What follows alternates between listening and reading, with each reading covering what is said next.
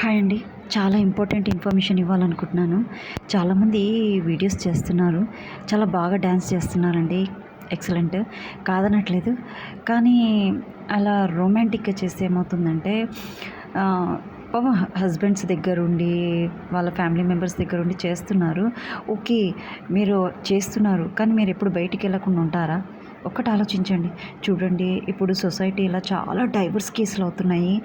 భార్య టార్చర్ పెట్టి భర్తలని దూరం ఉంచి వాళ్ళెంత నరకం చూస్తున్నారో తెలియదండి. అలాంటి వాళ్ళు తాగుడికి అలవాటు పడ్డారు. కొంతమంది అయితే సూసైడ్ అటెంప్ట్ చేసుకున్న వాళ్ళు కూడా ఉన్నారు. అలాంటి వాళ్ళు ఉన్నప్పుడు సొసైటీలో మీరు ఇలాంటి డాన్సెస్ చేశారనుకోండి, వాళ్ళు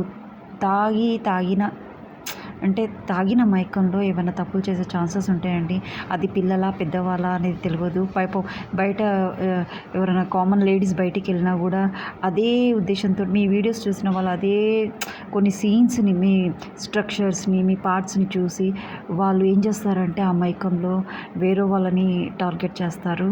ఎందుకు చెప్పాలి అనుకుంటున్నా అంటే, ఆడవాళ్ళకి అబ్బా అనిపించేలా ఉంటే మగవాళ్ళకి ఎలా ఉంటుందో ఆలోచించండి.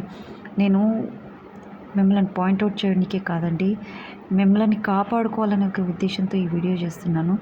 ప్లీజ్ మేడం, చాలా అదే మీకు చిన్నప్పుడు మీకు ఎంకరేజ్ చేసి ఉంటే చైల్డ్ ఆర్టిస్ట్గా మీరు చాలా డెవలప్ అయ్యేవాళ్ళు. కానీ అప్పుడు కాలేదు కదా. కానీ ఇప్పుడు మనం ఒక మ్యారేజ్ అయ్యి ఇప్పుడు మన అందాన్ని మనం ఎవరు చూపించుకుంటామని, మన హస్బెండ్కి, మన అత్తమామకు, మన తల్లిదండ్రులకు నా కోడలు ఎంత అందంగా ఉంది అనేటట్టుగా చూపించుకుంటాం. కానీ పబ్లిక్ కాదు కదండి. సరే, పబ్లిక్ అంటే తెలిసిన వాళ్ళు, అబ్బాయి చాలా ముద్దుగా ఉంటుంది అమ్మాయి అని, అది వేరు. కానీ మనము ఆ అందంగా ఉండి కూడా ఇలాంటి డ్యాన్సెస్, రొమాంటిక్ డ్యాన్సెస్ చేస్తే చాలామంది డిస్టర్బ్ అవుతారండి పాపం.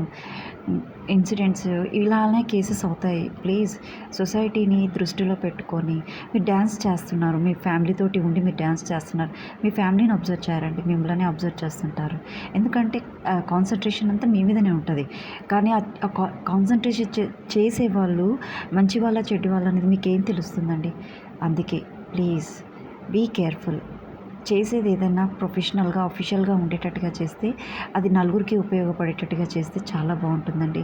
Thank you to everyone. Once again I'm sorry. మిమ్మల్ని ఏమన్నా నొప్పిస్తే I'm sorry. Thank you to everyone.